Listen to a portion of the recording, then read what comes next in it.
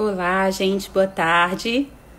Estamos aqui iniciando mais uma live com o Shopping Benfica. Vou encontrar o Geraldo e chamar ele aqui, tá joia? Vou tentar digitar aqui o tema da live.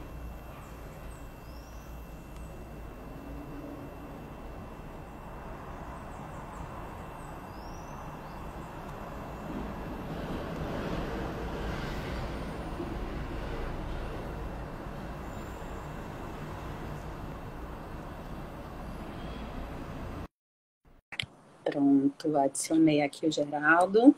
Vamos ver se ele vai conseguir já entrar. Ai, tudo bom, Geraldo? Que bom. Tudo bom, Renata? Obrigado pelo convite.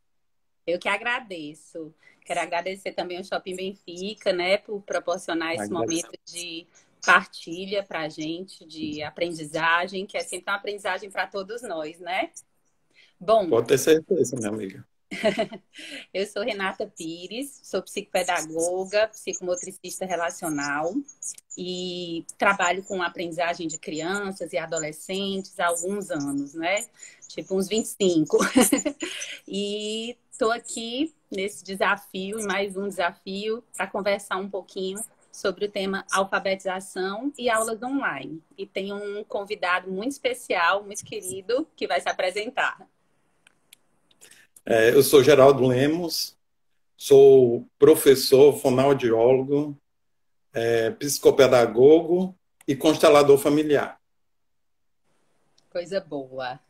Bom, tenho conversado um pouquinho com o Geraldo, né, sobre essas questões de alfabetização e aulas online, né? Entendendo que esse pacote pandemia mais alfabetização e aulas online acaba sendo um pacote bem delicado, né? A gente tem ouvido muita angústia por parte dos pais, né? Muita ansiedade, porque eu acredito que existe uma especificidade nessa série. As crianças ainda não têm essa autonomia, né? Elas ainda não sabem ler e escrever para realizar suas próprias tarefas de forma mais autônoma, mas é o primeiro ano em que existe uma cobrança muito clara, né? Talvez na cabeça dos pais e às vezes até das próprias crianças, né? Até o fim do ano eu tenho que estar lendo, né? Essa cobrança passa a ser formal. É difícil perceber a nível pedagógico um atraso significativo antes desse período de alfabetização, né? Pelo menos na minha realidade, assim, em consultório, a maioria das crianças que eu atendo, não adolescentes, mas crianças aí abaixo dos 9 anos, certamente a maioria delas chegam por uma dificuldade no processo de alfabetização, né? Com essa demanda. E aí, quando a gente pensa nessa questão das aulas online, a gente precisa pensar como é abordar essa criança que ainda está dentro do universo praticamente da educação infantil, né? E ao mesmo tempo uma criança que tem uma cobrança clara sobre ela, né? Então isso acaba sendo gerador de ansiedade para os pais e para as crianças. E eu percebo que existe também uma preocupação como se essa alfabetização for mal feita, o percurso escolar do meu filho vai ficar prejudicado. Então, assim, um estrago na alfabetização, trazendo uma ideia de um estrago em toda a vida escolar, né? Então, queria trazer aqui algumas colocações sobre esse momento de pandemia e alfabetização, para que depois o Geraldo também possa entrar mais no conceito da própria alfabetização e a gente vai trocando. Pode ser, Geraldo? Pode ser, sim. Joia. Bom, então a gente pensa agora, né, nesse momento, como um momento onde o tempo fica meio suspenso. A gente não sabe quanto tempo esse movimento, essa conjuntura, né, ou esse não movimento vai durar. E isso para um limite de tempo fechado, né, de um ano de alfabetização, pode fazer muita diferença. E aí eu acho importante a gente pensar sobre o que de fato é um problema desse pacote e o que aparece como uma lente sobre problemas que já existiam, né? A gente tem falado muito na pandemia como esse mal que coloca uma lupa sobre problemas que já existiam, né? A gente pensa nessa questão da ansiedade, da alfabetização, que já existia, na sensação de insegurança dos pais, que normalmente foram alfabetizados por um método e não se identificam com o método que a escola traz, né? Então, tem pais que perguntam, eu posso apagar? Eu não apago? Ele escreveu o S ao contrário, eu digo que está errado, eu não digo. É para eu dizer babebi bobu, chegou aqui o nome de todos os coleguinhas da sala, mas na sala tem a Lívia e ele ainda não sabe escrever Ana, né? Então, assim, os pais ficam com essa insegurança, né? Existe também a questão da motivação das crianças e da relação das crianças com o próprio erro. Então, como é que está esse movimento, essa abertura dessa criança para aprender, né? Para aprender a ler e escrever? Ela tem medo de errar, ela tem medo de não escrever certo, ela se sente pressionada quando percebe que os colegas estão lendo e escrevendo e ela não está, né? Porque quando a gente traz isso para o momento da aula online, isso fica ainda mais evidente se de repente a professora lá diz, fulaninho, lê essa palavra, fulaninho não sabe ler e fica todo mundo ali paralisado, né? E aí a gente pensa também sobre a capacidade do nosso sistema educacional e da escola, né, de um modo geral, em suportar as diversidades, né? É muito comum a gente ouvir falar que cada um tem o seu ritmo de aprender, mas as séries começam e terminam com metas muito claras, né? Então, como é possível dar conta dessa diversidade em termos da aprendizagem de cada criança e mais ainda agora nesse contexto de pandemia, da diversidade em que cada família se encontra, né? Por exemplo, tem família que está com parentes doentes, né? Tem família que sofreu perdas graves, tem família que está sem emprego, tem família que a relação com o trabalho não permite estar junto com essa criança ao longo do período escolar. Então, a mãe está trabalhando em home office e a criança está em aula e ela não pode estar do lado. E a escola precisa dessa mãe do lado, né? E, então, assim, essa diversidade acaba abrindo uma série de interrogações e de cobranças, né, sobre as famílias e as escolas, né? E eu acho que é importante a gente lembrar que a gente está falando o tempo todo de um suplemento, né? Eu vi uma fala do Christian Dunker e ele falando essa questão de que o que está havendo agora não é uma substituição, nem é um complemento, não é algo que completa no sentido de deixar o processo inteiro.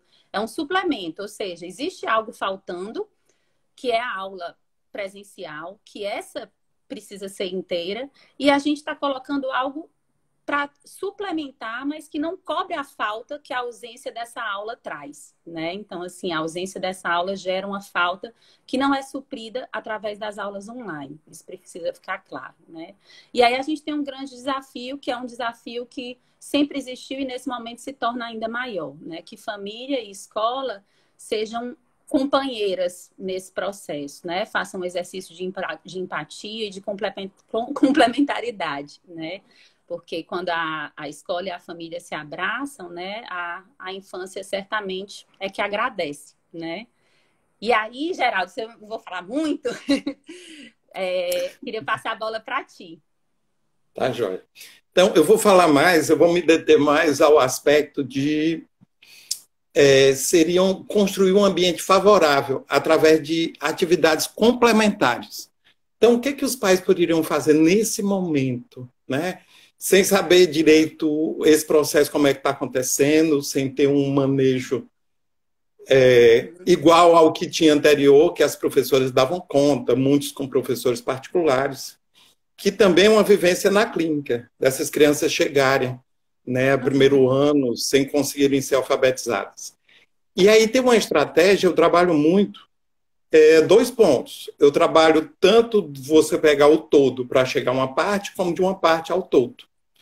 Então, nós temos esse processo que nós temos os pais que podem ler junto com essas crianças, apontar o dedinho e vai junto, que eles percebam como é o sentido dessa leitura da esquerda para a direita, de cima para baixo, porque eles não têm ainda essa ideia. Eles acreditam que se eu coloco várias letras, eu posso fazer uma palavra. Eles não sabem dessa sequência. Então, aos poucos, ele vai tomando essa consciência. E é interessante que, assim, colocando um pouquinho da pedagogia sistêmica, ela traz para a gente o trabalho com a família. Então, o trabalho com os nomes da família. Então, eu trabalho com o nome do papai, com o nome da mamãe, com o nome da vovó, com o nome do vovô, com o meu nome. E aí eu tenho um significado. Eu estou pegando uma palavra que tem significado para mim, afetivo. Porque essa aprendizagem também é interessante que ela seja focada no positivo, no prazer, na alegria. Porque nós vamos transformar ou em leitores só do colégio, ou em leitores para a vida. Se eu tenho uma afetividade, eu vou transformar esses leitores da vida. Eles vão gostar de ler.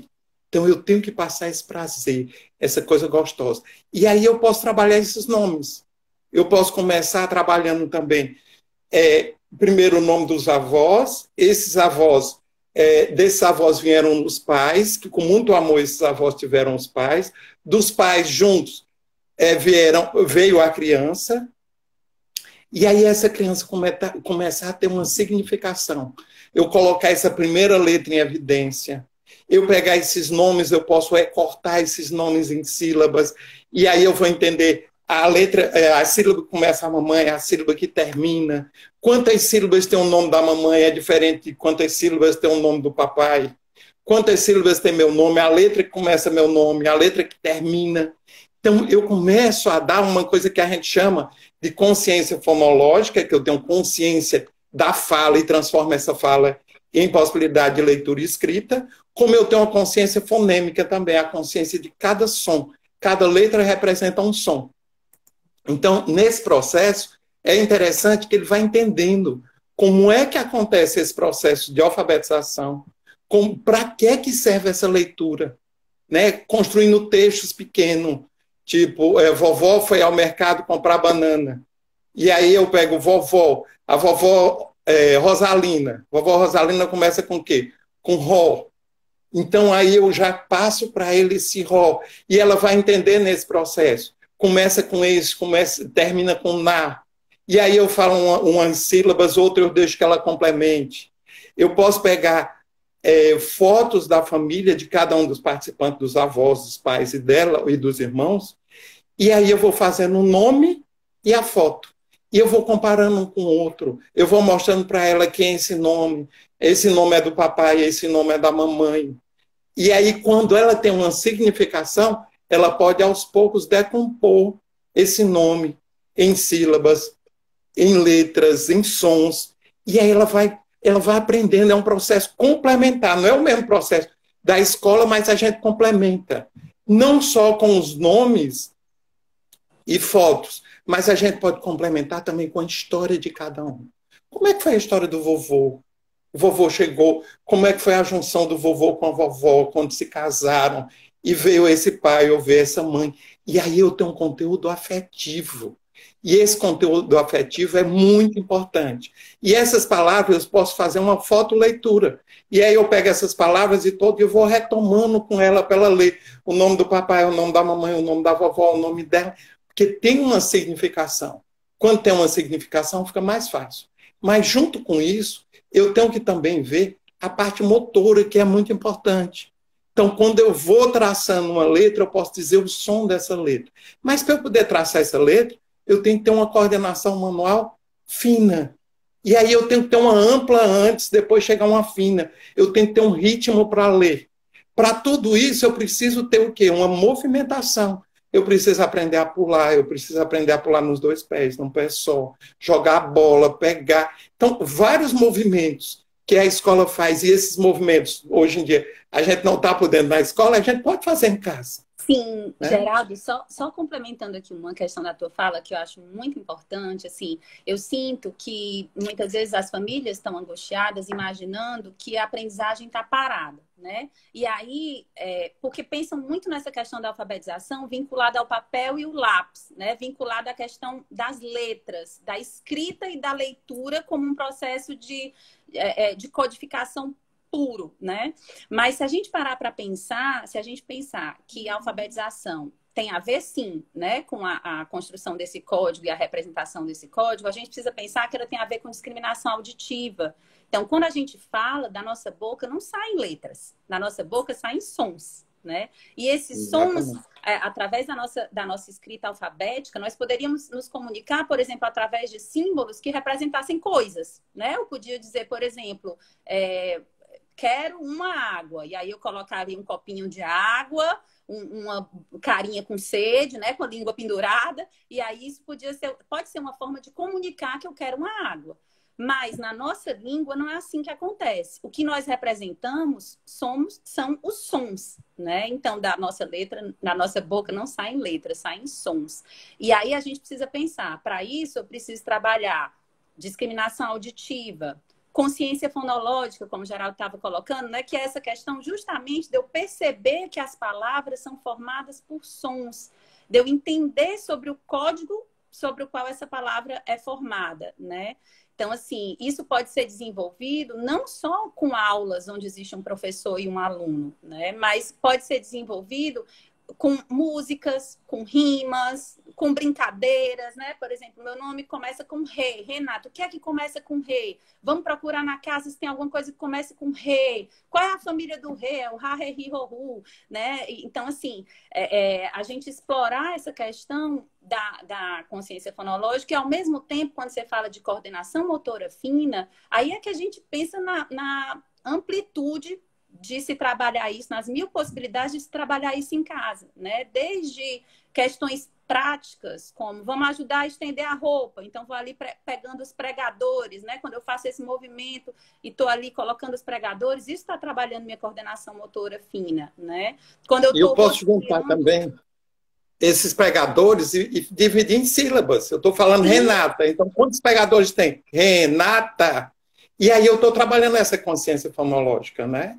Na hora que eu falo alguma coisa. Porque 4... Diz. Não, só pensando assim, talvez a questão mais importante dessa live seja de fato essa, assim, como posso ajudar o meu filho a se alfabetizar em casa, né? Mas antes dessa questão, eu acho muito importante a gente pontuar uma outra questão que é calma. A alfabetização é um processo, né? As escolas darão conta dessas crianças quando elas voltarem. O mais importante nesse momento não é que a criança aprenda a ler nesses 2 ou 3 ou 4 meses afastada da escola. O mais importante é que ela esteja inteira emocionalmente. Porque o que está acontecendo agora é, de fato, extremamente fora de qualquer contexto, né? De qualquer coisa previsível ou planejada. Então, cair numa armadilha, né? Famílias e crianças, de serem, de certa forma, esmagados por uma certa cobrança, que às vezes é escolar, às vezes é de si mesmo, né? De que eu preciso fazer essa criança se alfabetizar, eu preciso contribuir com esse processo, e isso se tornar um peso que prejudique a saúde mental e emocional das crianças e das famílias, pode ser uma armadilha, não só para a saúde mental e emocional, como para o próprio processo de alfabetização, né? Porque a alfabetização tem a ver com segurança, tem a ver com motivação, tem a ver com autoconfiança, com capacidade de lidar com o próprio erro, né? Então, assim, com experimentação, com curiosidade. Então, se eu estou amedrontado, se eu estou encolhido, se eu estou sofrendo, se eu estou preocupado com o que a minha mãe está esperando de mim nesse momento, e como é que eu vou dar conta disso? Tudo isso não só não ajuda a alfabetização, né? A pressão, como também pode atrapalhar bastante. Então, acho que é importante a gente deixar claro esse ponto, assim.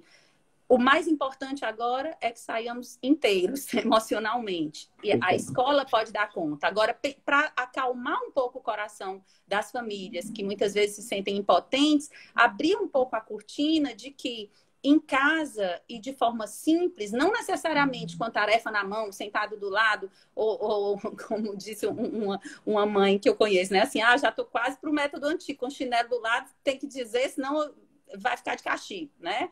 Então, assim, trazer essa noção de que é possível se alfabetizar também com recursos que estão em casa, que estão nas relações, né, Geraldo? Acho que é importante deixar isso claro. Uma coisa interessante, Renata, porque assim, tem autores que apontam 4 eixos do processo de alfabetização mais importante. Seria a compreensão. Como é que eu vou fortalecer a compreensão, favorecer a compreensão? Através de histórias, através de contagem, através de questionar essa criança sobre as coisas de casa, as coisas da vida. Vocabulário. Quanto mais eu leio, quanto mais palavras novas eu trago para essa criança, ela vai fortalecer esse processo. Consciência das letras e consciência fonológica vai ser um aspecto mais desenvolvido propriamente pela escola. Mas esses primeiros 2 aspectos podem ser muito bem desenvolvidos pela família. E é interessante também, outra coisa que eu queria abordar, é a parte da pedagogia sistêmica relacionada ao sistema familiar. Porque eu acho que assim, a gente tem que pensar nesse sistema familiar como 3 leis que movem esse sistema familiar. Então, nós temos a primeira lei, que é a lei do pertencimento. Então, a criança, ela faz tudo para pertencer a essa família, para ser parecido com esse pai, parecido com essa mãe. Né? Então, assim, quando ela não se sente pertencente, ela fica vulnerável, ela não consegue aprender. Então, assim, quanto mais afeto, quanto mais junto dessa criança, quanto mais eu vejo coisas boas nessa criança e coisas parecidas também comigo, como é bom para essa criança, como ela se sente pertencente. A segunda lei seria a ordem. A lei da ordem é assim, a autoridade, né? Quem veio primeiro? Vieram os avós, depois os pais, depois os filhos. Então, eu tenho que assumir meu lugar de pai, meu lugar de mãe. Quando eu assumo esse lugar, a criança pode assumir o lugar de filho. Porque, às vezes, acontece o contrário. A criança está comandando o pai e a mãe. E aí ela não consegue aprender também, porque ela não está no lugar. Às vezes ela está no lugar da mãe, está no lugar do pai. Ela precisa estar no lugar. Ela precisa assumir o lugar dela. E precisa assumir também o lugar dela diante dos irmãos. Se ela é mais velha, é o filho mais velho. Se teve um aborto antes ou alguma morte de alguma criança prematura, ele vai ser o primeiro, ele já vai ser o segundo. Então é interessante que essa ordem também seja respeitada. Isso e também o terceiro, tem a ver com história, né, Geraldo? Tipo assim, conhecer a sua história. Isso também é repertório para que se organize o discurso que vai virar escrita depois, né? A capacidade de organização de ideias, a noção de início, meio e fim, de antes e depois. Então, quando você, nesse momento de pandemia, organiza a rotina com a criança, você está construindo uma sucessão de atividades dentro de um tempo. Isso é a base de um texto. Né? E você está trabalhando isso. Né? A Raquel, desculpa te interromper, que eu vi que estava escrito ali, a Raquel Rolim, né, colocou o livro O Menino que Aprendeu a Ver, da Ruth Rocha, que é um livro muito interessante que trabalha essas questões e vale a pena mesmo. Você ia falar do quarto aspecto, né? Do terceiro aspecto, é o equilíbrio. Né? Então, o equilíbrio começa com o quê? Começa com a vida que recebemos dos nossos pais, que foi o essencial, eles nos deram o essencial. Né? E quando eles nos deram o essencial, nós temos que aceitar esses pais como são, né? E o que veio deles com gratidão. Quando a gente aceita, a gente, pai ou mãe, nós estamos inteiros para também estar junto com essa criança. Mas às vezes a gente está no emaranhado ainda com o avô, com a avó, e aí eu não consigo estar bem com essa criança. Então nós temos que estar bem nessa relação com os pais ou com os avós, os pais com os avós. Né? Somente quem recebe a vida com gratidão é capaz de tornar-se um homem ou uma mulher como esposo ou esposo de alguém, né? E dar vida a seus próprios filhos. E então, isso é fundamental para esse contorno, né? Para o limite. Desculpa, Geraldo, você está falando dessa questão. E eu pensando muito na dificuldade de limite, de autoridade e até de como se organizar nesse momento de pandemia, né? Assim, como é importante que os pais possam deixar claro para a criança agora quais são as suas obrigações e quais são as consequências do cumprimento dessas obrigações e do não cumprimento. Conversar sobre esse novo normal, né? Onde que vai ser a aula? Né? Em que momento começa essa aula? Em que momento termina essa aula? É o que a Isabel Parolin chama de enquadramento. Né? Então, assim, deixar enquadrar. A criança, nós precisamos nos enquadrar e deixar a criança também ficar enquadrada, né? Ficar nesse processo. Claro para ela qual é o limite dela, o que é que se espera dela, qual é a obrigação dela, né? Assim, então, quando eu digo, por exemplo, se de repente é chato a aulinha online, eu não quero e tal, filha, teve esse problema, né? A gente não está podendo ir para a escola e agora a aula vai ser assim, né? A gente precisa assistir essa aula e deixar claro para essa criança, né? Claro que ouvir as demandas da criança, mas também deixar claro que você está conduzindo esse barco, você sabe o que está acontecendo. A sensação de que está tudo solto é muito desorganizadora para a criança, sob todos os aspectos, né? E isso certamente vai repercutir na questão da aprendizagem. Por isso eu penso também que é importante desculpa, Jara, que os pais pensem também no que é possível para eles. Muitas vezes, uma rotina, por exemplo, onde eu vou ficar 2 horas assistindo a aula online com meu filho, nesse momento só vai me trazer estresse. Eu estou fazendo trabalho de casa, eu estou com minha mãe no hospital, sei lá. E eu não dou conta disso. Então, é muito importante que o adulto se analise, né? Veja como que ele está nesse momento, se ele vai ser um viabilizador de aprendizagem ou se ele está levando para essa criança toda a necessidade que ele tem de controle desse momento, se ele já vai aborrecido, se, pelo amor de Deus, esse computador não funciona, essas aulas online são um inferno, né? Então, assim, a gente está trabalhando com o possível. Então, pensar, eu estou pronto para acompanhar o meu filho? Eu estou pronto para cobrar isso dele? Eu estou pronto para fazer disso a nossa rotina? E ser muito franco com o que é possível para você nesse momento, né? Porque muitas vezes, o que é que eu tenho percebido? A escola tem colocado à disposição uma série de atividades, tem cobrado, mas ela tem sido muito flexível quando se leva a realidade de cada família para a escola, né? De repente, se você acha que precisa dar conta dos 20 TDs que surgiram na última semana, se você der esse feedback de que eu só tenho meia hora para ficar com meu filho, a escola pode ajustar e dizer, olha, tá lá esses 20 TDs disponíveis para quem de repente está com muito tempo, para estar tranquilo e quer essas atividades. Se para você não é possível, não se sinta cobrado. Faça 2 TDs. O que é que seria possível para você? Muitas vezes essa falta de comunicação entre a escola e a família cria para a família situações de pressão que poderiam ser evitadas, né? Outra coisa interessante, na hora que essa criança está sem conseguir estar nesse processo, porque é um processo novo para ela, ela só vai estar bem nesse processo quando pai e mãe estão bem. Eles têm que primeiro aceitar essa situação, né? Quando eles aceitam a situação, passa para a criança. Olha, é uma situação nova, mas estamos juntos, com muito amor, passando amor para essa criança. Esse momento é um momento de aprendizagem, tem que ser um momento de prazer, um momento afetivo, um momento bom, onde a criança possa entender que ela pertence àquela família, que é importante para aquela família que ela aprenda. Mas se eu entro num processo contrário, ou se eu estou mais vendo a minha pessoa como pai ou como mãe do que propriamente meu filho, fica muito difícil para a criança também aceitar esse momento. E às vezes a gente vê vê quem tem mais força. Eles estão vendo a possibilidade se o colégio tem mais força ou se os pais têm mais força. Eles estão lutando um com o outro, como eram para estar juntos. Sim. Se eles estivessem juntos, essa criança também podia estar bem nesse processo de aprendizagem. E muitas então, vezes ela a precisa partir ser do que incluída. imaginam, né?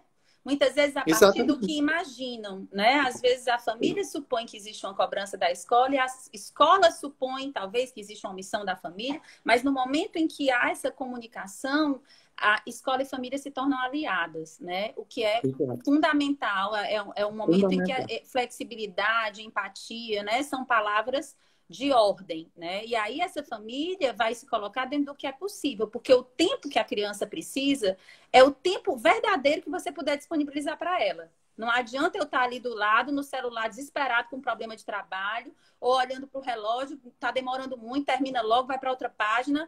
Nesses casos, é melhor não viver esse momento formal de aprendizagem do que viver de uma forma negativa, né? Acho que isso é importante. Eles têm que estar inteiros, né? Como pais, aceitar esse processo, aceitar a escola, aceitar esse momento e dar segurança a esses filhos, porque a segurança dos filhos vem deles, não é o contrário. Porque às vezes a gente vê pai ou mãe querendo segurança nos filhos para eles terem segurança. E os filhos só vão ter segurança se eles forem para o lugar deles. Isso é muito importante, né? E esse processo aí, eles podem estabelecer muitos jogos, né? Que a gente estava falando nesse processo de viabilizar. Eu posso fazer jogos de memória, com aquela mesma coisa que eu te falei, com as fotos, com os nomes de pessoas na família. Eu posso fazer um bingo, eu posso fazer o que mais? Posso fazer vários jogos. E fazer o jogo, eu acho que também é muito interessante, porque fica muito claro para a criança, é muito tangível a construção dela. Então, uma coisa é eu estar Vamos construir juntos. Porque isso é um exercício, né? Outra coisa é olha, eu descobri aqui como faz um jogo. Vamos fazer um jogo de verdade? De repente, colocar esse jogo dentro de uma caixinha, né? Aí, olha que legal, tirar uma foto do jogo, mostrar para a família. Esse jogo não foi comprado na loja. Esse jogo foi um jogo que a gente que fez. A gente virou uma fábrica de jogos, né? E aí tem mil coisas que podem ser feitas. Sim. E o importante é que ela pode pegar nomes da família, fotos da família, fazer um link também. Então, a foto fica aqui, o nome aqui, e ela tem que procurar esse nome naquelas fotos, ou o contrário, a foto e procurar os nomes. Então, várias coisas você pode fazer com esses nomes da família. E na hora que você faz, por exemplo, um bingo, cada letrinha que ela pega, que ela vê aquela letrinha, você pode o quê? Você pode prolongar aquela letra, tipo Renata, né? Por exemplo, Geraldo, J. Então, eu vou perceber o que é o som daquela letra, eu vou perceber qual é a letra, eu vou trabalhar isso, consciência fonêmica, é a consciência dos sons, que ela vai precisar mais tarde para esse processo de aprendizagem. Porque tem um aspecto muito importante da nossa língua, né, Geraldo? Assim, o nome das letras não corresponde ao som das letras. Então, quando eu aprendo A, B, C, D, E, né, F, aí, o F, eu não leio F, eu leio F, né? O V, eu não leio V, eu leio F. O B, eu não leio B, eu leio B, né? Mas se você... como que você pode, então, trabalhar isso, né? Ao mesmo tempo, reconhecer o nome da letra e reconhecer o som da letra. Tanto trabalhando essa questão das famílias, né? Para os pais, eu penso que é o método mais acessível, né? Dentro da psicopedagogia ou com os professores ou a fonoaudiologia, a gente trabalha muito essa questão dos sons das letras, né? Do exercício com a boca, tem o método das boquinhas. Mas eu penso que para os pais, pensar, quando eu falo B, como que é? Quais são as palavras que podem começar com B? Que som tem o B no começo? É o barco, é a bexiga, é a bicicleta, é a boca, é o burrinho. Então, assim, brincar com esses sons. E eu penso, quando a gente fala dessa questão de construir jogos, é muito importante que a gente não foque na hora do jogo só na possibilidade de ganho com o acerto da criança. Muitas vezes, quando a criança vai jogar e ela erra, ela perde porque errou, isso acaba se tornando um aspecto não tão positivo. Eu gosto muito de trabalhar com jogos que dependem, de certa forma, principalmente no início do processo, que dependem da sorte. Por exemplo, você pode colocar uma pilha com várias imagens, você mesmo pode desenhar. Eu vou colocar lá um gato, aí na outra cartinha uma banana, ou você pode pegar de jogos que você já tem em casa. Gato, banana, mesa, cadeira, sofá, carruagem, várias palavras. Você não coloca as palavras inicialmente, você coloca as imagens. Por exemplo, eu viro uma cartinha, a minha cartinha foi carta. Então, carta, tem 2 pedaços. Você virou a sua cartinha foi banana. Banana, tem 3 pedaços. Então, você ganhou, porque você pegou uma cartinha que tem uma palavra de 3 pedacinhos. E eu peguei uma que era de 2 pedacinhos. Da mesma forma, por exemplo, eu posso trabalhar com o jogo da memória de sílabas. Então, eu coloco babebi babu, laleli lolu, vavevi vovu, tatatitotu. Daí eu viro ba, tá. Eu fiz uma palavra. Então, isso trouxe um ponto para mim. Você virou bama, você não fez uma palavra. Então, você não ganhou ponto. São formas de você ir se familiarizando com o jogo, que podem ser jogos construídos, que já vão ter esse valor afetivo, né? E poder ir construindo essa sensação de segurança e de prazer, brincando com as letras, né? Eu acho que isso é interessante. O que eu tinha falado também dessa construção desses jogos com as fotos da família e os nomes, sempre quando ela tiver alguma dificuldade, você pega um padrão onde você coloca os retratos dos avós, a foto dos avós, a foto dos pais e os nomes do lado. Então, quando ela tiver alguma dificuldade, ela vai olhar e comparar. a gente não faz por ela. A gente deixa que ela compare, Sim. ela que chega às conclusões. Porque aí ela também não passa. E quando a gente vê que esse processo está muito difícil, vamos facilitar. O processo, o objetivo não é tornar difícil. O objetivo é exatamente mostrar para ela a condição que ela tem de ler, na capacidade e no tempo dela. Porque ela vai ter uma hora que ela vai ler só de memória visual, outra hora ela vai conseguir ver sílabas, outra hora ela vai ver os sons, outra hora ela vai ler ortograficamente, porque tem cada fase. Né? Nós temos a primeira fase, que aparece lá quando ela vê só desenho, não diferencia ainda da escrita. Depois nós temos a silábica, que ela representa um símbolo para cada sílaba oral. Depois ela tem a silábico alfabético, que em hora ela é silábica, um símbolo, e tem hora que cada som ela liga uma letrinha. Então, que fase ela está? Se ela está em alguma fase dessa, eu tenho que entender um pouco e trabalhar nessa fase. Mas é importante sempre conhecer a fase, né? Para que, de repente, você não entenda como erro aquilo que é uma etapa. Né? Seria como, por exemplo, eu brigar com o bebê porque ele está engatinhando. Não é assim que anda, de 4 pernas. Se anda assim, com 2 pernas. Mas ele precisa passar pelo engatinhar para poder caminhar. Da mesma forma que quando uma criança escreve bola e coloca lá só um O e um A, meu Deus, meu filho, não é com O e A, tem que botar o B, tá errado, apaga, né? Então, ela está na fase. Nessa fase, ela está na fase silábica, né? Que ela está na fase silábica, né? Ou seja, para cada sílaba, ela está colocando ali uma letrinha, né? E você vai ver que você não precisa dizer sempre que está completamente certo, nem aprender e dizer que está errado. Você vai expondo essa criança. Mostra para ela o nome, vê que ela compare, ela mesmo chega à conclusão, né? E vibrando com cada conquista. Então, você colocou o oi, que legal, você viu que bola tem 2 pedacinhos. Bola! Olha aqui na figura. E aí vai lá e mostra, né? O interessante também... Diga. O interessante também é que a gente tenha cuidado de não estar sempre fazendo perguntas avaliativas ou mostrar a outras pessoas que essa criança está conseguindo ler, que ela está conseguindo escrever. Então, as perguntas, o objetivo das perguntas é provocar um processo mental, com que ela descubra a potencialidade, se ela está numa fase, como é que ela chega a outra, se começa com a sílaba, se termina, se começa com som, se termina com outro. Então, ela descobrir. Mas não esse processo de estar toda hora perguntando para avaliar se a criança já entendeu, se ela está em que fase, mostrar para a pessoa que ela já está escrevendo. Isso para a criança é muito difícil. Né? Vamos imaginar a gente nesse mesmo processo? A gente não se sentiria bem, sendo avaliado cada hora ou cada conquista da gente. Né?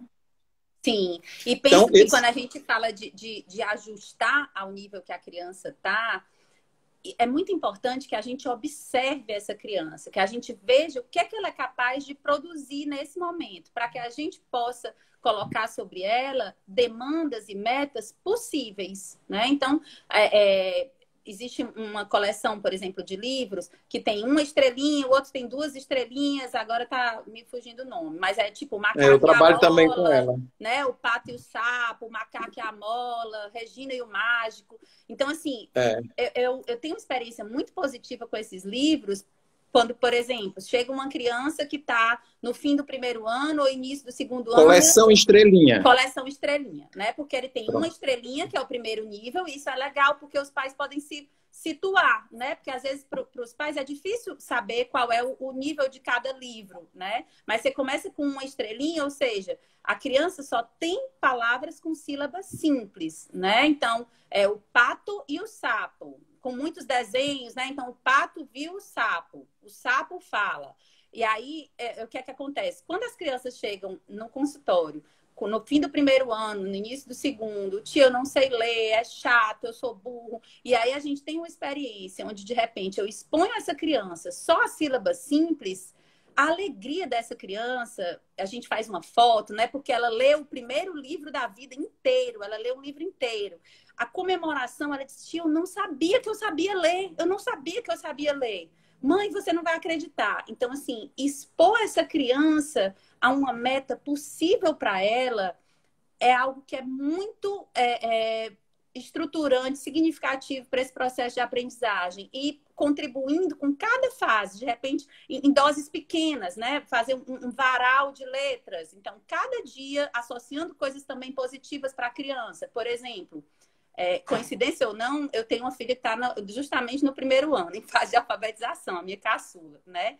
Ela ama glitter, ama lantejoulas, ama pulseiras. Então, de repente, vou comprar pulseira, posso usar as letrinhas na pulseira? Ela bota para BFF, né? Como ela diz lá, na minha best friend, o nome da amiga e o nome dela, com as continhas de pulseira. Ou, de repente, eu coloco numa folhinha e ela pode colocar glitter em cima das palavras e se divertir, por exemplo, quando aprendeu lá o A, colocou e vai acumulando num varal as letras que foram decoradas por ela. Uma com glitter, outra com adesivos, outra com fitinhas. E ela vai curtindo, porque ela gosta inicialmente do glitter, das fitinhas e dos adesivos. Mas isso foi sendo linkado com a letra, né? Muitas vezes a gente pode explorar isso também através da culinária, fazendo biscoitinhos, né? E trazendo registros positivos dessas vivências com as letras e com essa capacidade de construção que a criança tem, né? Brincadeiras, até se a gente parar para pensar agora,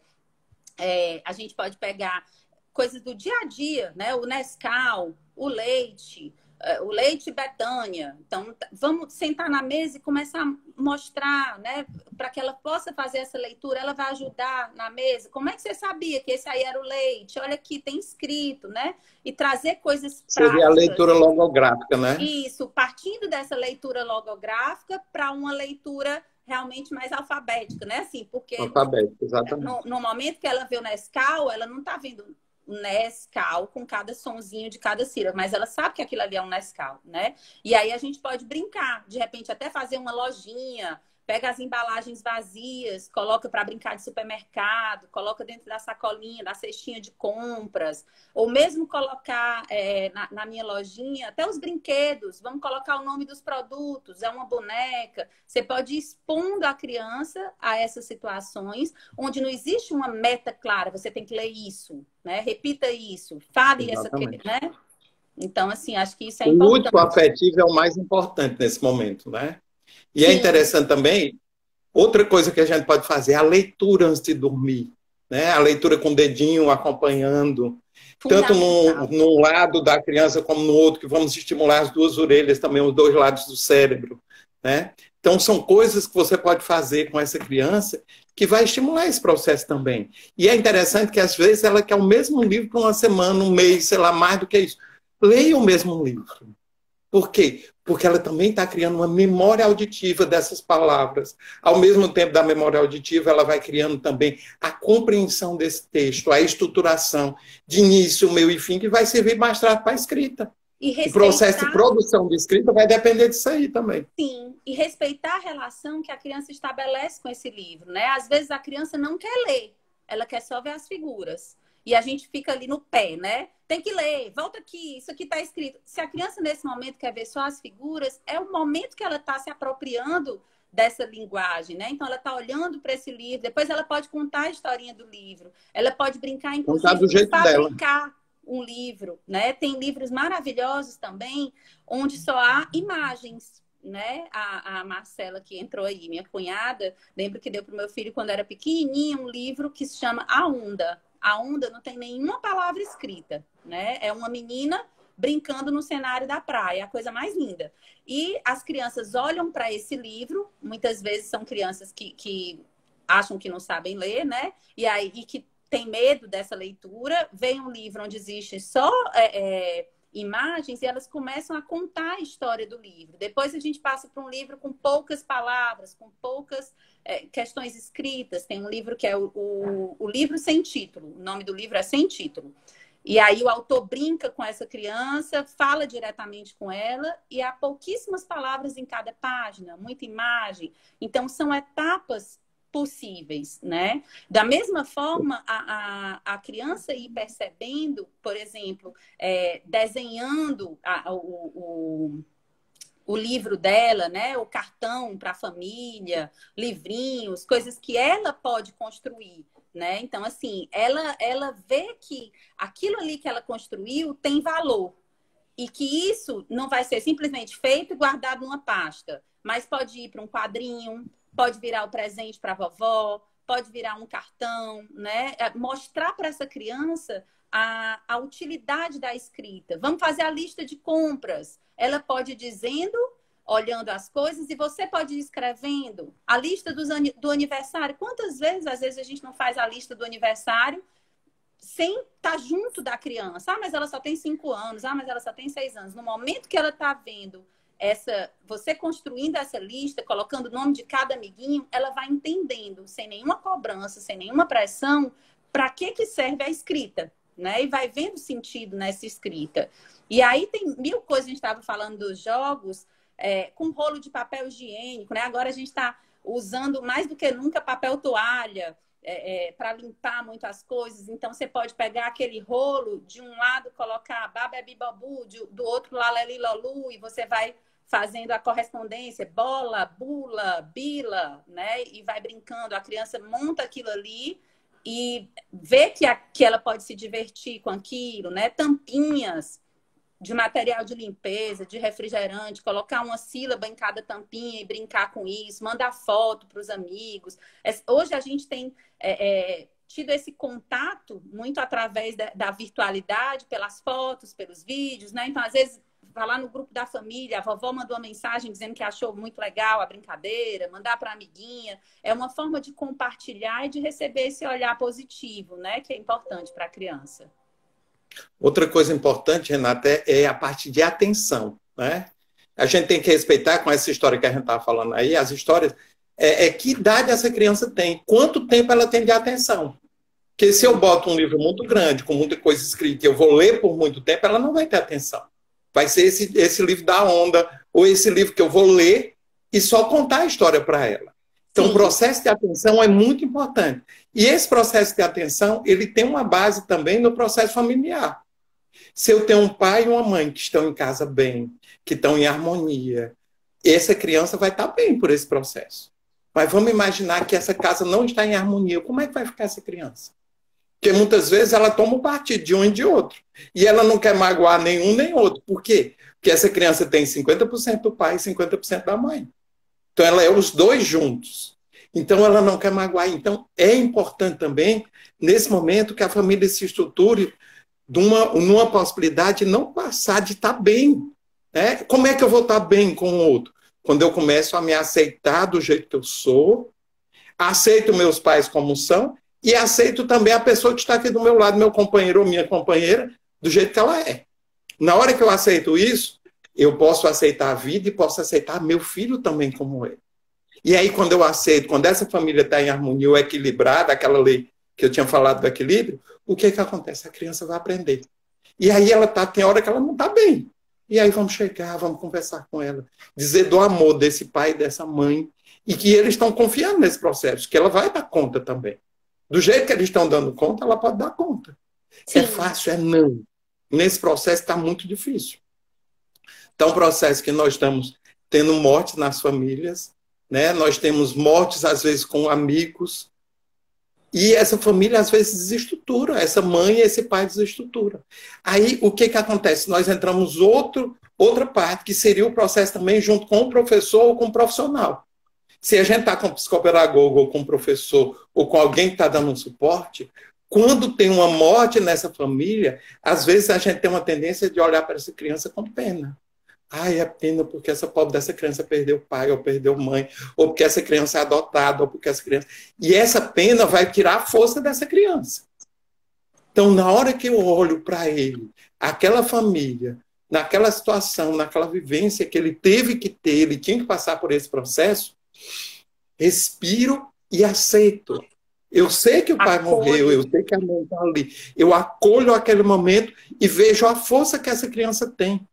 Se eu respeito esse destino dessa criança, eu concordo, eu dou um lugar no meu coração e eu posso ensinar. Mas se às vezes eu como professor, eu como profissional, eu quero assumir um lugar de quem falta. O lugar do pai, o lugar da mãe, o lugar do avô. E eu não posso assumir. Eu, no meu lugar de psicopedagogo, no lugar de fono ou de professor, eu tenho que assumir meu lugar e fazer a minha parte. Quando eu faço a minha parte, fica tranquilo para essa criança, porque eu não estou assumindo um lugar que não é meu. Então, isso é muito importante. Nesse momento que a gente assume um lugar nosso. Se só tem a mãe, ela assume o lugar dela. Né? Não é excluir o pai, é aceitar esse pai que não está junto no processo, deixar que a criança também inclua esse pai no coração, ou o contrário, essa mãe que não está presente, ou essa mãe que morreu, ou teve que sair, ou esse pai, que a gente acolha no coração e aceite o que ele pode dar. Se ele não está junto, é porque ele não pode dar mais do que ele tinha. Cada um só dá o que tem. Quando a gente aceita, como fica mais tranquilo, Renato? Como a criança, quando a gente olha para a criança, acolhendo a criança como é, se ela é adotada, ela tem uma segunda família, se ela... O que aconteceu? Se eu aceito aquele sistema familiar do jeito que é, eu não quero mudar. Eu não quero que aquela mãe seja daquele jeito, ou que aquele pai seja daquele jeito, porque eu acho que o melhor era desse tipo. Ou não quero que aquela família se separe, porque se ela se separar, o menino vai ficar ruim. Não, quem tem de decidir são eles. Eu sou aqui só o profissional, eu não sou o pai nem a mãe. O pai e a mãe é que vão decidir. Então, quando eu fico no meu lugar, fica muito mais tranquilo, e aí a criança pode aprender comigo. Porque eu fico no meu lugar. Né? Isso é muito importante, que a gente tenha essa visão como profissional, como professor, né? E visão também do pai e da mãe, ficar no lugar para falar também das dificuldades que está passando naquele momento. Mas que todo mundo junto vai ter a condição de vencer. Porque essa família, a gente às vezes vê uma família que passou por muitas coisas, muitas situações difíceis, muito emaranhamento. Mas, ao mesmo tempo, são famílias que têm uma força muito grande. São famílias que já enfrentaram coisas que elas agora podem aprender, elas podem ir para frente. Na medida que eu dou um lugar no meu coração para essa família, eu posso ir em frente nesse processo. Sim. E é interessante a gente pensar nisso também com relação ao lugar da escola, né? A gente está falando na perspectiva dos pais, do que é possível para os pais, do que é possível para a família. E acho que é importante a gente pensar também nesse lugar de reinvenção da escola, né? O que é que eu posso fazer para ajudar o meu aluno nesse momento, né? Eu penso que crianças dessa fase, a primeira coisa, a mais importante, é entender que esses encontros, eles devem ter o foco no encontro, não foco na questão pedagógica pura. Os encontros para crianças dessa idade, principalmente, são momentos em que a criança quer se sentir vista e valorizada pela sua professora, né? São encontros de afetividade, de partilha. Então, uma aula para uma criança de primeiro ano, onde os microfones têm que ficar silenciados do começo ao fim, a professora vai expor o conteúdo, depois se despede e tal, é uma aula que pode ser muitas vezes até uma violência para aquela criança que está ansiosa pelo contato com os amigos, ansiosa pelo olhar da professora. Às vezes ela está ali, tia, olha aqui, o meu dente caiu, ou olha o meu cachorro, né? Porque a gente precisa entender que nesse momento a escola está dentro da casa dessa criança, né? E a casa dessa criança está, de certa forma, entrando na escola. Há uma confusão de papéis e de lugares que precisa ficar esclarecida para que essa criança seja abordada considerando o contexto em que ela se encontra. Se eu estou na minha casa e a minha professora está me vendo, tem o meu cachorro, eu quero mostrar para a professora. Se faz 2 meses que eu não vejo os meus amigos, no momento que eles aparecem, eu quero conversar. E aí a gente pode pensar no quanto já é uma demanda das crianças, né?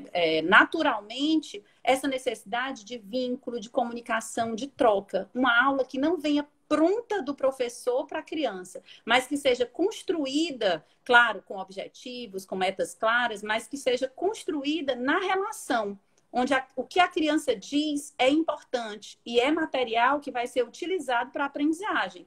Então, se de repente, no meio da aula, eu trago, por exemplo, como criança, né? Eu tenho 6 anos de idade, estou diante do computador, tia, minha mãe está doente, né? Ah, não, olha, preste atenção na aula. Nesse momento, a gente pode usar esse conteúdo, explorar um pouco disso. A gente não só pode, como deve, né? E eu penso que para os professores tem sido extremamente difícil, porque as aulas deles são para as crianças, mas os pais estão assistindo. Então, acho que é importante que o professor faça um exercício de se conectar, de se concentrar no seu aluno. Eu estou falando com o meu aluno. Eu não estou falando com o pai, com a mãe do meu aluno, né? eu imagino que deve ser extremamente desafiante, desconfortável, né? Estar com as crianças, com todos os pais olhando. Muitas vezes com o fantasma de que eu não domino essa tecnologia, com o fantasma de se eu falar alguma besteira, todo mundo vai estar vendo, ou pior, vai ficar gravado, vai viralizar no WhatsApp, né? Coisas desse tipo. Eu acho que a gente tem que ter muita empatia com o lugar do professor nesse momento e ter muito cuidado, porque muitas vezes, quando, por exemplo, um médico receita uma medicação para a gente, né? Ou um engenheiro diz como nossa casa deve ser construída, a gente não contesta, né? Mas, de repente, o método que o professor está usando, muitas vezes é contestado de uma forma muito tranquila pelas famílias, né? Ah, meu Deus, teve aquela aula e era só brincadeira, só coisa de ficar batendo palmo, mas, de repente, o ritmo, a discriminação auditiva, né? A questão da consciência fonológica está sendo trabalhada e eu não sei que isso é fundamental, né? Então, eu estou julgando o trabalho daquele professor como inadequado, mas eu não sou um profissional dessa área, né? Então, a gente precisa ter esse cuidado e dar esses feedbacks para a escola, né? Tentando construir junto, da mesma forma em que o professor precisa também se policiar para seguir o que eu acho que está no coração de cada professor, que é: eu quero estar conectado com o meu aluno, eu quero me livrar desse peso de que tem um pai me olhando e me avaliando, de que tem uma tecnologia uma tela entre eu e essa criança, né? E realmente se entregar para essa conexão, né? Brincar com essa criança, construir esse laço, ouvir o que essa criança traz. Está, mais uma vez, da mesma forma que a gente falou sobre os pais, o professor está inteiro nessa relação, né? E penso que, nesse momento, os psicólogos escolares também exercem um papel fundamental. A escola deve, e sei que foi corrido para todos, mas é muito importante que a escola faça uma reunião de pais para comunicar sobre esse novo método, essa nova metodologia, esse novo formato.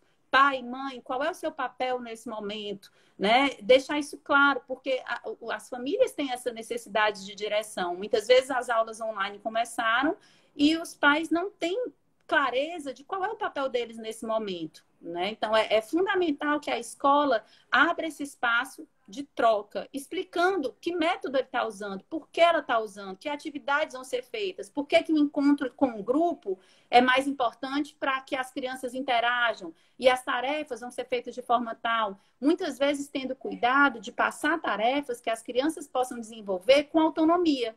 Tem escolas, por exemplo, que colocaram tarefas que são feitas através do tablet. Tem lá um megafonezinho, a criança aperta o megafone e a tarefa diz o que ela tem que fazer.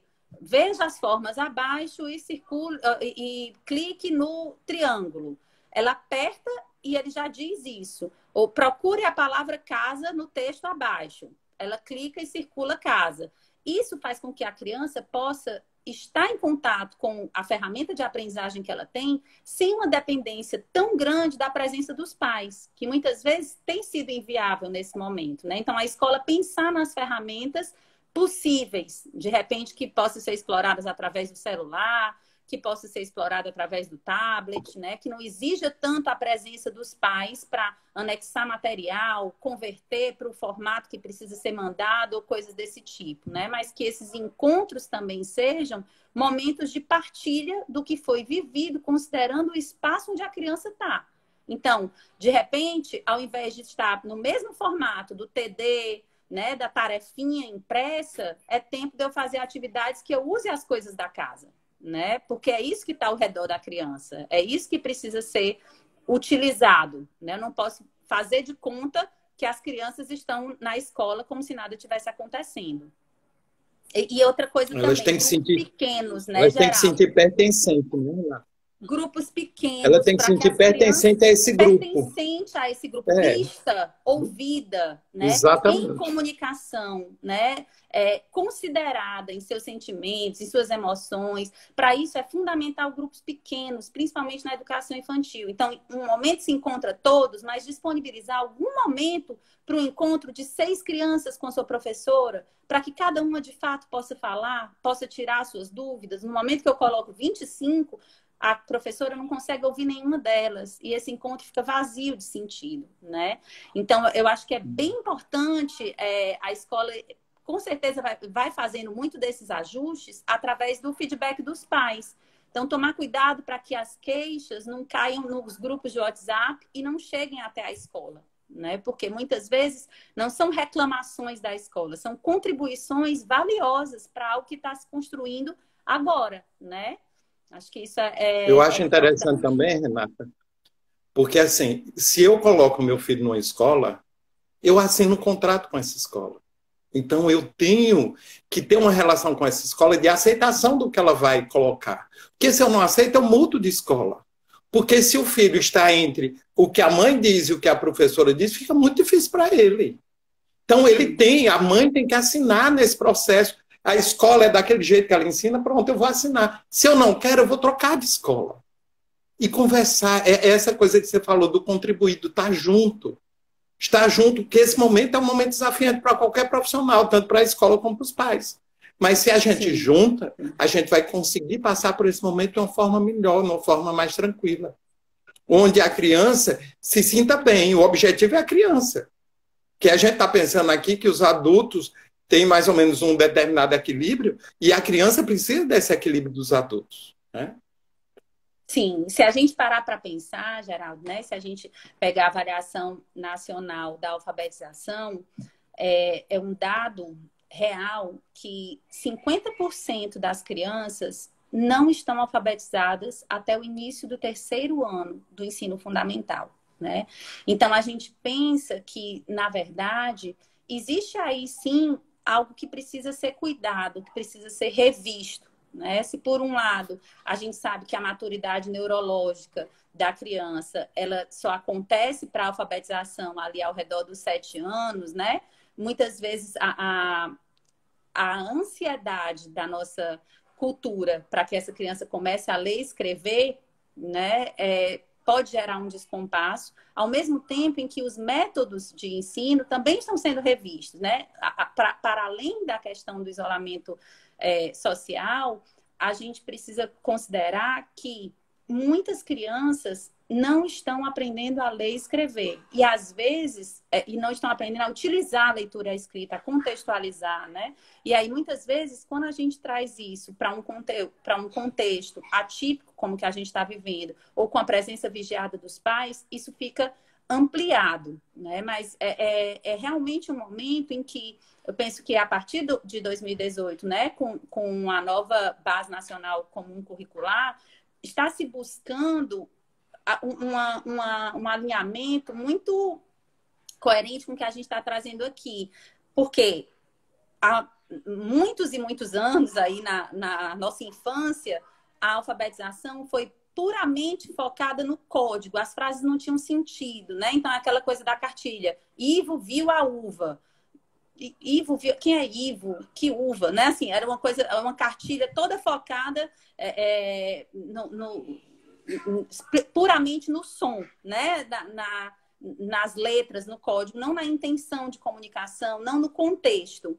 Depois a gente passou para uma forma de alfabetização muito aberta, onde não pode dizer que é baba, é bibobu. Não traz esse negócio de família, não fica batendo esse som. O importante é a intenção. Eu vou apresentar um texto, a criança tem que aprender o nome dos amigos. E aí essa coisa ficava muito aberta, a criança era exposta, mas não existia um método que trabalhasse essas questões que a gente está falando, da consciência fonológica, da discriminação mesmo auditiva, né, da própria coordenação motora e tudo mais.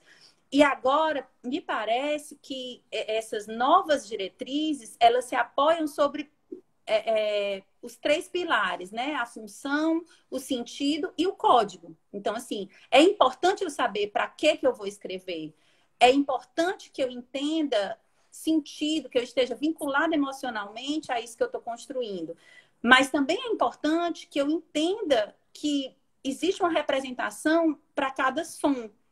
E aí, mais na frente, inclusive, tem as particularidades da nossa língua, né? Onde muitas letras representam mais de um som e muitos sons são representados por uma única letra e o contrário, né? Assim, então, se eu tenho, por exemplo, esquilo, que bom, casa, né? Então eu tenho o k que vai aparecer através de várias letras. Aí já é uma outra etapa. É importante a gente só se preocupar com isso depois que o básico tiver garantido, né? Às vezes a criança vai lá e escreve casa, C-A-Z-A. Ai, meu Deus, tá errado. Olha para mim, casa se escreve. Mas nesse momento, vamos pensar em que momento que a criança tá, né? Se ela tá no início do processo, é importante que ela seja valorizada ao escrever a sua casa com Z, mesmo que a gente exponha a casa lá corretamente com S, e depois ela vá conquistando isso. Mas a ênfase maior deve ser no que ela construiu, não no que falta, né? Eu acho que isso é um desafio importante. E para isso é complicado, porque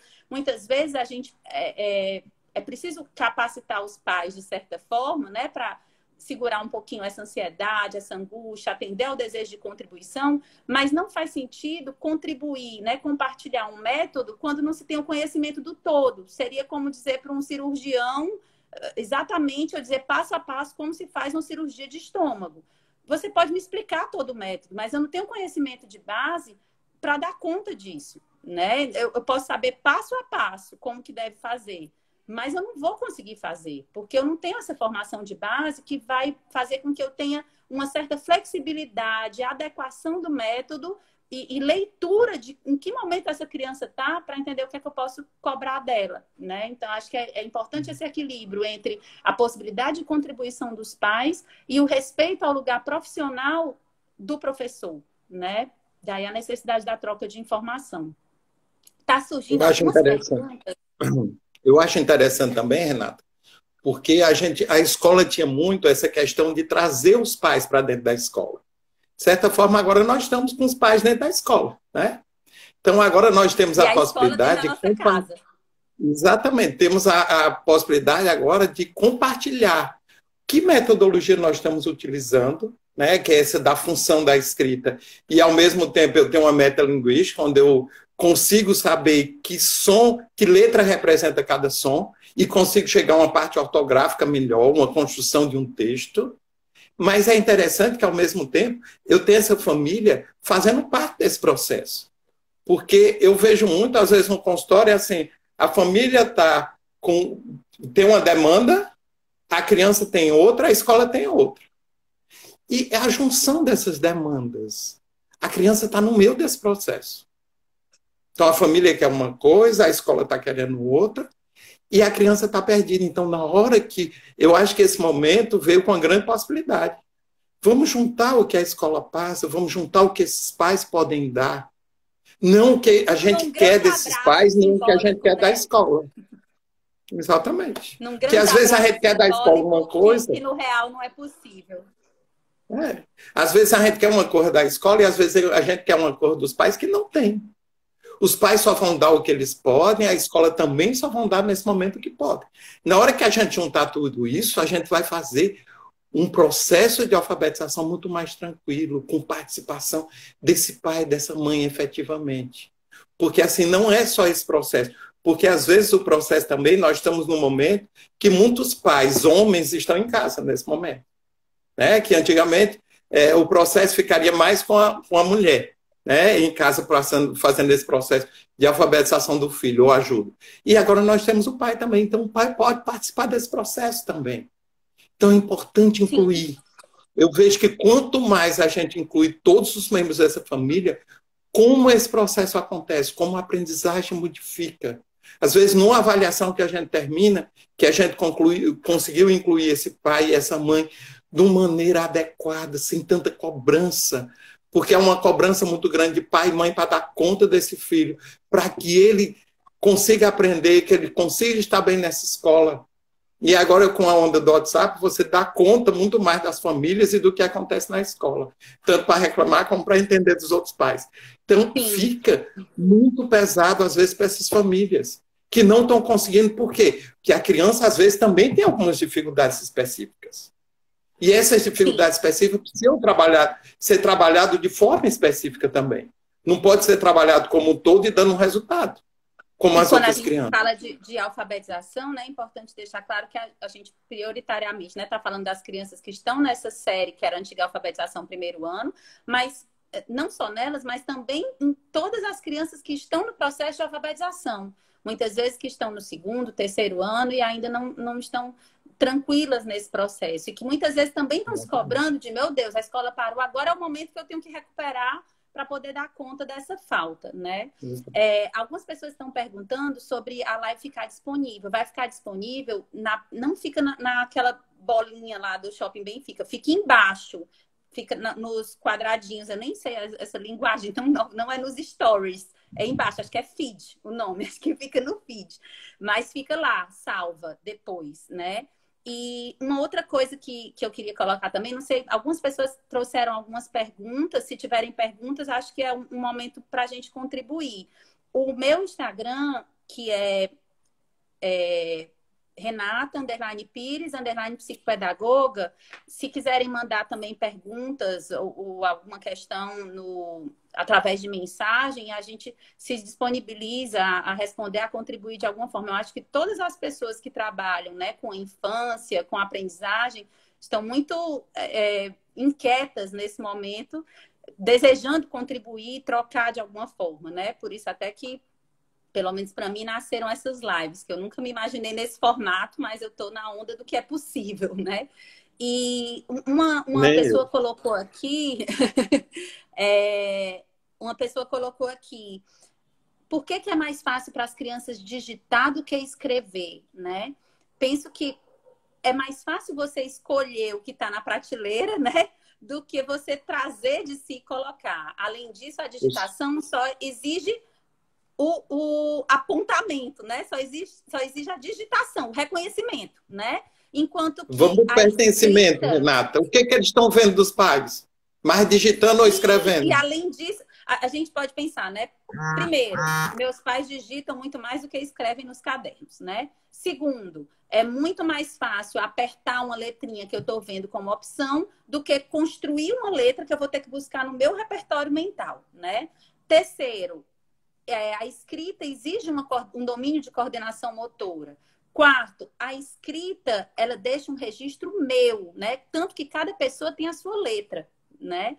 E quando eu digito, eu estou, de certa forma, desimplicado. Mas é importante a gente deixar claro que digitar não é errado, né? Pode ser, inclusive, uma etapa para um processo.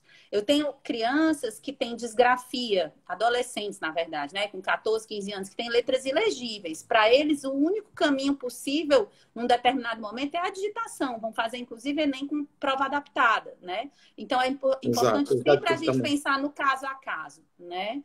Acho que isso é bem importante. Outra coisa que é importante, Renata, que assim, foi feito várias pesquisas de crianças que só estavam digitando e viram que determinadas áreas do cérebro não eram desenvolvidas adequadamente quando eu não trabalhava com a escrita, principalmente no processo de alfabetização.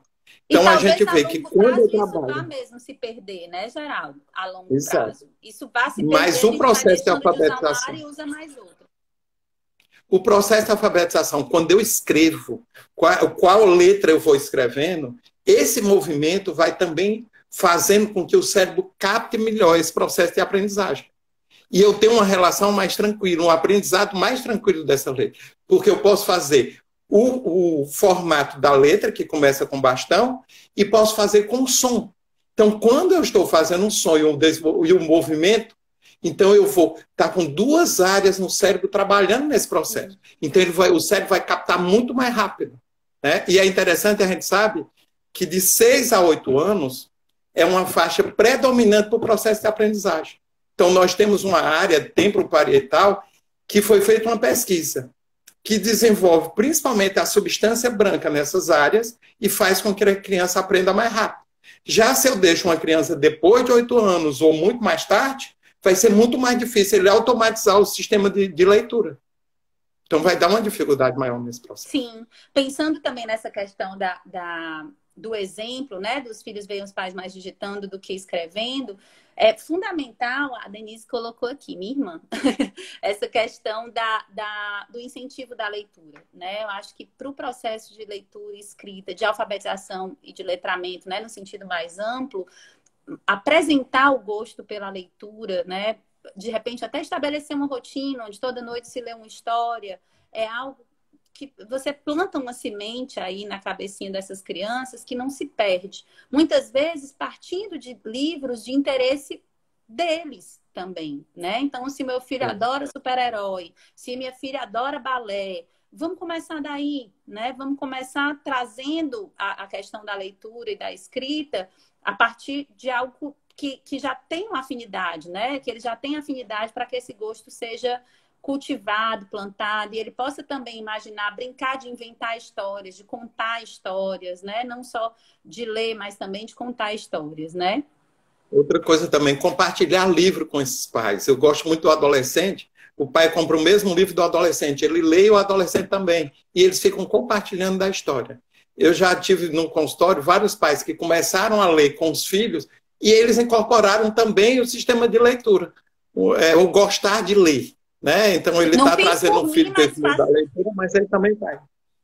É muito interessante esse processo que a gente vê de ganhos dos filhos, né? Através do sistema familiar, ganho, né? dos pais através dos filhos, né? Tipo assim, quando isso era por mim, eu não dei conta de fazer, mas pelo meu filho eu dou.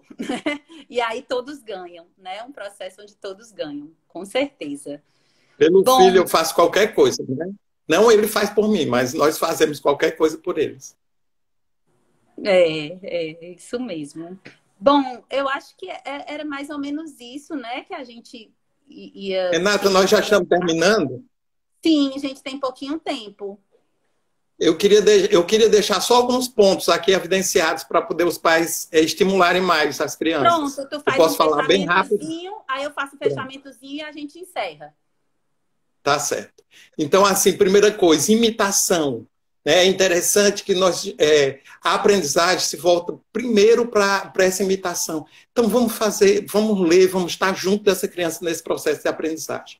Outra coisa, falar, ler, escrever. O que você puder junto com ele que vai ajudar nesse processo. Assistir filmes, ouvir música, também pode ser na língua que eles têm ou outra língua também. Vai ajudar nesse processo de aprendizagem. Ambientes novos. E a gente não pode agora no ambiente novo, mas tem pelo computador, a gente pode ir em vários países, conhecer, ver novidades. Quanto mais novidades para eles, melhores. Estimular diversas formas de conteúdo, de conhecimento, de várias áreas. Né? Motivar essas crianças através de uma tranquilidade, linguagem recheada de palavras e frases novas. O objetivo da televisão, só informar ou divertir, não ficar o tempo todo na televisão. Seria considerado pela parte neurológica, pelo neurologista, a gente passar no máximo 2 horas na televisão, com essa criança na televisão. Exercícios que vão favorecer uma melhor oxigenação do cérebro, um melhor conhecimento também, a aprendizagem. Então, seria mais ou menos essas as orientações que a gente podia implementar com esses pais e essas crianças. Joia.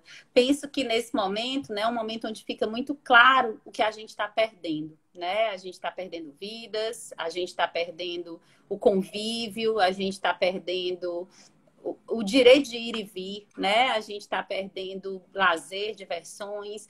Sobre isso, disso a gente não tem como escapar, né? Mas é importante que, em meio a todas essas perdas, a gente tenha sensibilidade, flexibilidade para conseguir enxergar que ganhos a gente está tendo, né? Não seja uma conta que vale a pena. A gente, se pudesse escolher, escolheria não passar por isso, né? Mas todo grande sofrimento traz muito aprendizado, né? E é importante pensar: o que é que eu posso melhorar a partir disso? Será que eu preciso estar mais perto da escola? Preciso conversar mais com a escola? Escola, eu preciso mais ter uma escuta para o espaço individual de cada criança, para as demandas individuais de cada criança. Eu preciso priorizar que os encontros online sejam, de fato, encontros, né? Que as pessoas se sintam juntas e não, muitas vezes, sirvam para deixar mais claro que elas estão separadas, né? Entender que a aprendizagem infantil se dá na experiência. Aliás, qualquer aprendizagem se dá de forma muito mais positiva na experiência. E a aprendizagem infantil, principalmente através do brincar. Reconhecer os seus limites, né? Entendendo que, como você disse, Geraldo, eu não posso dar o que eu não tenho, Então, se eu estou estressado, se eu estou com a cabeça cheia de problemas, não é hora de fazer tarefa com meus filhos, né? Entender que esse momento que a gente está vivendo vai passar, né? E o que é que vai ficar desse momento? O que é que eu estou comunicando para o meu filho no momento que eu sento para fazer essa tarefa com ele? Em que momentos que eu imagino que eu não estou ensinando, eu estou de fato ensinando, né? Ensinando sobre resiliência, sobre respeito, sobre curiosidade, sobre prazer de aprender, né? Eu penso que é um tempo de desafios, é um tempo de aprendizagem. Desejo, assim, muita sabedoria, né? Para que a gente possa atravessar esse momento da forma mais tranquila possível e com menos cobrança, tanto de nós mesmos, né? Como das crianças, como das escolas. E coisas boas nasceram disso, né? A gente está aqui, está conversando. Acho que fazia uns, sei lá, anos que eu não encontrava com o Geraldo, que é um amigo querido, né? E a gente está aqui conversando junto, né? Conversando com dezenas de pessoas. Então, a gente não pode deixar de enxergar esses ganhos. Outra coisa, Renato, vamos deixar com que essas crianças lembrem desse momento como um momento muito bom, de estar junto com meu pai, de estar junto com minha mãe, de aprender com meu pai e com minha mãe. Não vamos deixar que essas crianças lembrem desse momento como um momento muito ruim, só de dor. Porque ele tem essa parte boa. É a junção de família. Tá certo? Sim, sim. Um abraço enorme. Foi um prazer, Outro Geraldo. grande. Obrigado, Renato. Acompanhando a gente. Tchau. Vamos seguindo, cada vez mais fortes. A live vai ficar aqui disponível, tá joia? Tchau, tchau. Boa noite. Tchau.